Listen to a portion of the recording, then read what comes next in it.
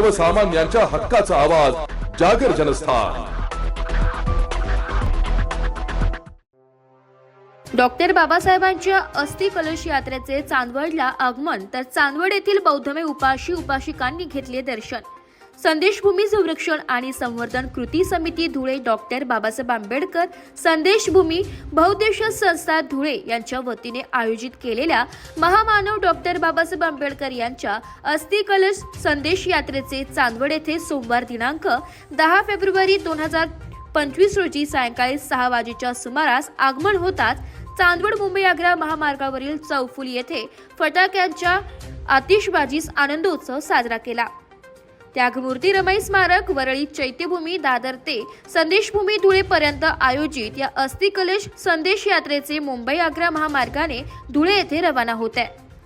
Chandwad petrol पंपावरील चौफुली येथे आगमन होताच अस्थि कलश यांची चांदवड शहरातील माजी नगराध्यक्ष भूषण कासलीवाल यांनी दर्शन घेतले।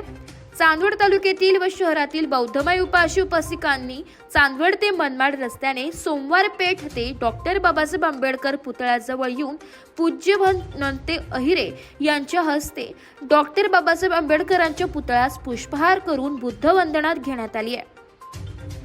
त्यानंतर बाबासाहेब आंबेडकर यांचे अस्थि कलश हे दर्शनासाठी बुद्ध विहार चांदवड येथे ठेवण्यात आले व त्या ठिकाणी हजारोंच्या संख्येने नागरिकांनी दर्शन घेतले। तसेच यावेळी अस्थि कलश साठी चांदवड शहरातील व तालुक्यातील नागरिक मोठ्या संख्येने उपस्थित होते। या संदर्भात अधिक माहिती दिली आहे आनंद सैदाने, धुळे संदेशभूमी अध्यक्ष यांनी। संदर्भामध्ये 31 जुलै 1937 रोजी डॉक्टर बाबासाहेब आंबेडकर यांच्या पदस्पर्शाने पावन झालेली जी काही संदेशभूमी आहे, या संदेशभूमीचा संपूर्ण महाराष्ट्रामध्ये प्रचार आणि प्रसार व्हावा याकरिता आम्ही माता रमाई यांच्या जयंतीदिनी वरळी चैत्यभूमी येथून आम्ही बाबासाहेबांची अस्थि कलश संदेश यात्रा आम्ही या ठिकाणी घेऊन आलेलो आहोत। आज चांदवड शहरामध्ये मोठ्या प्रमाणामध्ये आंबेडकरी अनुयायांनी मोठ्या प्रमाणामध्ये याचं स्वागत देखील केलेलं आहे।